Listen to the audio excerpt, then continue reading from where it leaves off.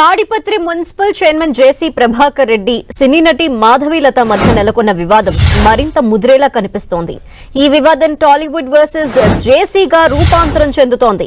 ఈ క్రమంలో తాజాగా మాధవీలత జేసీపై తెలుగు ఫిలిం ఛాంబర్ కి ఫిర్యాదు చేశారు. జేసీ ప్రభాకర్ రెడ్డి తనపై అసభ్య వ్యాఖ్యలు చేశారని ఫిర్యాదులో పేర్కొన్నారు. జేసీ ప్రభాకర్ రెడ్డి తనపై అసభ్యకరంగా మాట్లాడారని మాధవీలత ఆవేదన వ్యక్తం చేశారు. ప్రభాకర్ రెడ్డి తనపై చేసిన వ్యాఖ్యల్ని సినీ పరిశ్రమ ఖండించలేదు కాబట్టే ఫిర్యాదు చేస్తున్నట్టు తెలిపారు. సీనియర్ పొలిటీషియన్ అయిన జేసీ ప్రభాకర్ రెడ్డి తన గురించి దారుణంగా మాట్లాడారని ఆమె ఆవేదన వ్యక్తం చేశారు. ఆయన క్షమాపణలు చెబితే సరిపోదని ప్రభాకర్ రెడ్డిపై న్యాయ పోరాటం చేస్తానని మాధవీలత స్పష్టం చేశారు. సినిమా వాళ్లపై ఆరోపణలు చేయటం సరికాదన్నారు నటుడు మా ట్రెజరర్ శివబాలాజీ. వ్యక్తిత్వ హననం చేయటం దారుణమన్నారు. ఎవరూ కూడా సినిమా వాళ్ల వ్యక్తిగత జీవితాలపై మాట్లాడొద్దని కోరారు.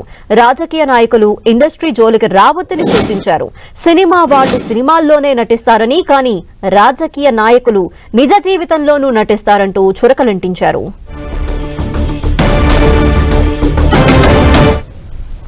సినిమా వాళ్ళంటే ఒక రకంగా అంటే నేను ఆ పదం ఇప్పుడు నేను మీ ముందు యూజ్ చేయలేను, కానీ జేసీ ప్రభాకర్ రెడ్డి ఒక సీనియర్ పాలిటీషియన్. ఆయన ప్రస్తుతం అలయన్స్ ప్రభుత్వంలో ఉన్నారు. గతంలో మాజీ ఎమ్మెల్యేగా కూడా చేశారు. ప్రస్తుతానికి వాళ్ళ కొడుకు తాడిపత్రి ఎమ్మెల్యేగా చేస్తున్నారు. Municipal chairman commission of Tadipatri కూడా ఉన్నారు. సో వారు నా మీద అనవసరమైన వ్యాఖ్యలు చేశారు. మహిళల సంరక్షణ కోసం నేను మాట్లాడడం మాత్రమే జరిగింది తప్ప నేను ఎవ్వరి పేర్లు కూడా మెన్షన్ చేయలేదు. ఎప్పట్లాగే సోషల్ అవేర్నెస్ కోసం నేను వీడియోస్ చేస్తూ ఉంటా.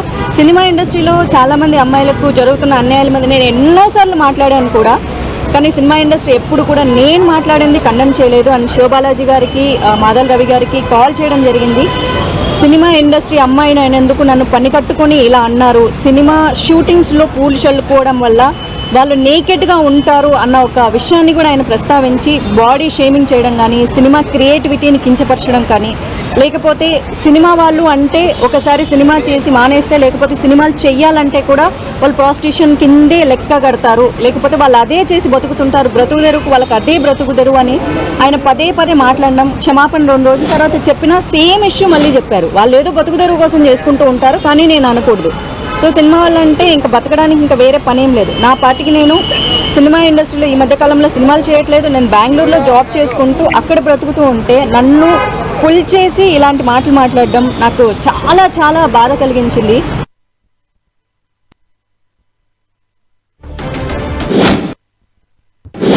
ఎప్పుడు అనిపిస్తుంది ప్రతి ఒక్కసారి పొలిటీషియన్స్ డిఫరెంట్ పార్టీస్ ఉన్నాయి, మీరు ఒకరు వచ్చేసి అట్ లాస్ట్ మీరు జనాల కోసమే మాట్లాడతారు అంటారు, కానీ ఎక్కువగా వెళ్ళిపోయి పర్సనల్ లైఫ్కి వచ్చేస్తున్నారు. అదేంటో తెలియట్లేదు. అది ఒక నాకు తెలిసి 12 yearsగా స్టార్ట్ అయింది. అది ఎక్కువ పర్సనల్ అటాక్స్కి వెళ్ళిపోతున్నారు అండ్ సినిమా ఇండస్ట్రీ మీదకి వచ్చేస్తున్నారు. బేసిక్గా నేను ఒకటి ఎప్పుడు ఏమనిపిస్తుంది అంటే, మా ఆర్టిస్టుల గురించి మాట్లాడేటప్పుడు, అంటే మా ఆర్టిస్టు పాలిటిక్స్ ఫీల్డ్ ఎంటర్ అయినప్పుడు వాళ్ళ గురించి మాట్లాడేటప్పుడు ఎంతోమంది ఆర్టిస్టులు పొలిటీషియన్స్ అయ్యారు. బట్ ఒక పొలిటీషియను నోన్ ఆర్టిస్ట్గా అవ్వాల. సో మా ఇండస్ట్రీ ఇంకా టఫ్ మీ పాలిటీషియన్స్కి ఇక్కడ, ఎందుకంటే ఒకరు తిట్టేస్తే పాలిటిక్స్ అయిపోతుంది. అది దట్స్ పాలిటిక్స్ ఈ రోజుల్లో. నిజంగా జరుగుతుందా, వర్క్ జరుగుతుందా, లేకపోతే వచ్చేసి మా జనాలకి మనుషులు జరుగుతుందని పక్కన పెట్టేస్తే ఒకరు తిట్టుకోవటం మాత్రం ఎక్కువ అయిపోతుంది ఆన్ కెమెరా.